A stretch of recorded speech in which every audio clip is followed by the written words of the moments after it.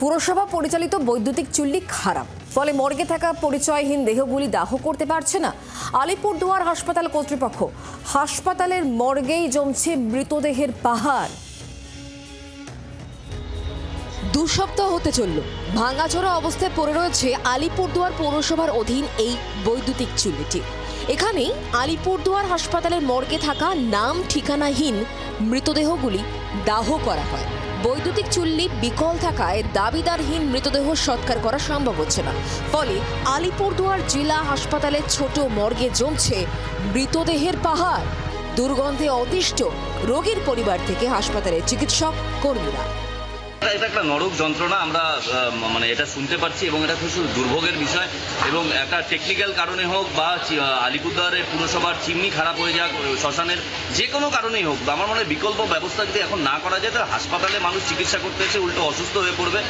আশেপাশে অঞ্চলের মানুষ এবং হাসপাতালের স্টাফ এবং বিভিন্ন লোকজন তারা হাসপাতালে মুখ হতে পারছেন না। অবিলম্বে এই বডিকে এখান থেকে সরানোর ব্যবস্থা করা। হাসপাতাল কর্তৃপক্ষ জানিয়েছে 18টি মৃতদেহ মর্গে পড়ে রয়েছে। এর মধ্যে 8টি দেহ প্রায় 2 মাস হয়ে গিয়েছে। কাগজপত্র তৈরি করতে কিছুটা সময় গেছে, তার মধ্যেই বিগড়েছে পুরসভার বৈদ্যুতিক চুল্লিটি।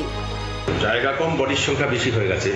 অন্যভাবে কোথাও স্থানান্তরিত এখন তো আর উপায় নেই। আমি যদি অন্য জায়গায় নিতে যাই, আমাদের অ্যাকচুয়ালি কোনো ফান্ড নেই তো আলাদা করে এই ব্যাপারে খরচ করার মতো আমরা কোনো ফান্ড শো করতে পারবো না। তেমন হলে আমরা যদি কুচবিহারের সঙ্গে কথা বলে, কিন্তু ওরা তো চার্জ নিয়ে নেবে।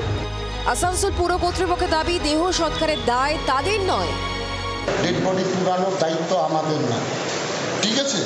এটা হাসপাতাল কর্তৃপক্ষ। আজকে তো হয়তো ইলেকট্রিক চুল্লিটা খারাপ আছে, কিন্তু ওইখানে তো পাশে শ্মশান আছে। আলিপুরদুয়ারে এত শ্মশান আছে, সেখানেও তারা কাঠ দিয়ে দাহ করুক, কে না করছে ওনাদের? বলছে এইটা আমাদের দায়িত্ব না, এটা হাসপাতাল কর্তৃপক্ষের দায়িত্ব। ওর ডেড বডি কি করবে না করবে ওনাদের দায়িত্ব। দুর্গন্ধে অতিষ্ঠ মানুষ আর শবদাহ নিয়ে চলছে দড়ি টানাটানি। হাসপাতালের মর্গটি কেন সংস্কার করা হচ্ছে না সেই প্রশ্ন তুলছেন স্থানীয়রা। তপন দেবের রিপোর্ট, জি 24 ঘন্টা। বাংলার আওয়াজ, বাঙালির আবেগ, জি 24 ঘন্টা।